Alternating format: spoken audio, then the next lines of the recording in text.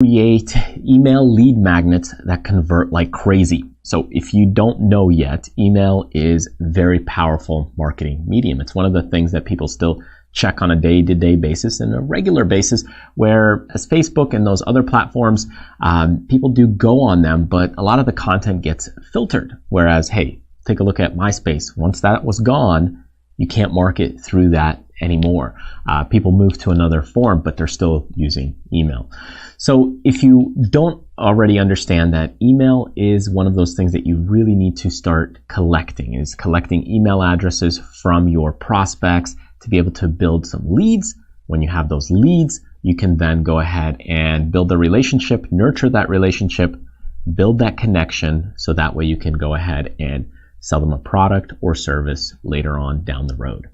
Now, the problem with getting an email address is now it's kind of like a currency. You have to exchange something for it. So what you need to do is people do some giveaways, and the higher the giveaway, then the more likely someone will go ahead and give you their email address. So let's say you're giving away $50,000 or $1 million, like some of those sweepstakes do. Of course, people are going to sign up, give their information, and really that's just a lead generating kind of method to go ahead and collect leads for people who are interested in this kind of thing.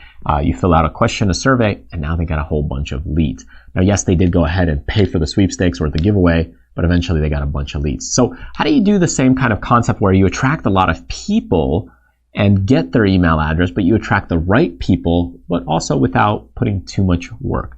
So here's how you kind of do it, and you look at it in terms of a quadrant. So we have basically a form of consumption. So here is consume. And then when we have the consumption, we have it easy, or we have it kind of hard to consume. Okay. And this kind of goes along the lines of a spectrum. Okay. And then you also have another spectrum that goes this way, and this would be the desire spectrum, right? So high desire, and this would be kind of low desire. When you look at it like this, now you start thinking, okay, well, what goes into each quadrant? And obviously you want something in this quadrant. That's kind of the goal. You want high desire, but also easy to consume. And what is that thing? Well, I'll get there in a minute. But let's look at what kind of people are doing nowadays or these days. Well, something that's hard to consume and maybe high desire, well, it could be like a video series, okay?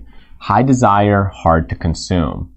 The other thing, hard to consume, but low desire, what takes a lot of time? This would be things like, hey, come on in, get a free consult, right? So if you're running a business and you want people to come in to get a free consultation or pick up the phone to get a free consultation, well, not everybody's going to want to. It takes a lot of time and, well, it's not that desirable, right? Sometimes webinars fit into this. You know, they have hard to consume, but not always desirable. Some webinars, depending on where you're at, could be up here, okay, where they're high desire because you really want to know about what's going on, but they're still hard to consume. No matter what, the webinars are in the hard to consume space, okay?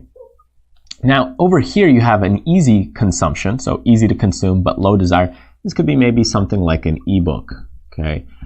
Ebook's a little more difficult to consume than maybe a video series, so it's a little bit easier. So again, if you're looking to really put these things on the map, you know, it just there's a relativity concept here, right? So one could be up here, one other one could be up here. It depends on these different things that you're creating. So an ebook, it's easier to consume, okay, than a webinar, but it's not always desirable. It takes a bit of time still to go through and read an ebook. So what is kind of high desire, but also easy to consume and quick for you to make? Well, this would be something like a cheat sheet. Okay, so anything with a cheat sheet, resources, guide, or page, something like that, where it's kind of a quick toolkit, anything in that form, where you're giving 2 to 3 kind of page PDFs, a cheat sheet, a worksheet. It could be a worksheet. It could be a daily kind of planner where it's like, hey, this is a one-page daily planner to be successful. These are the things that are, hey, people want it and they're easy to consume. They open it up, oh, wow, wonderful. Okay, I love it. It's great.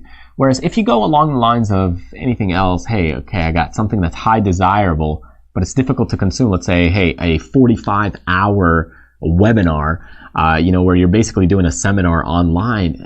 Some people may be interested in that, of course, but it's not an email grabbing thing. It's not something that you're giving away to get the email address, even though it may be really insightful. It may be very helpful. But people who are just at the starting point, remember, these people that are giving you their email address, they're at the start, right? They're at the starting point. And if you're just starting out, you don't want a 45-hour webinar, okay? You might want a 45-second item, okay? Later on, as they go through multiple stages, then they may want something that's 45 hours long.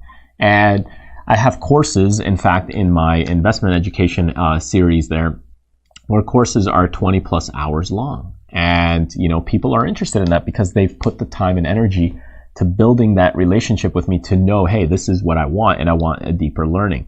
But to give an email address for something that's, video series, webinar, it's a little more difficult. So if you're just trying to get an email address, if you're trying to just start a relationship, right, to get the email address or your lead magnet to convert, start with something like a toolkit, a resources page, cheat sheet, worksheet, or kind of a daily planner. That's what I would recommend.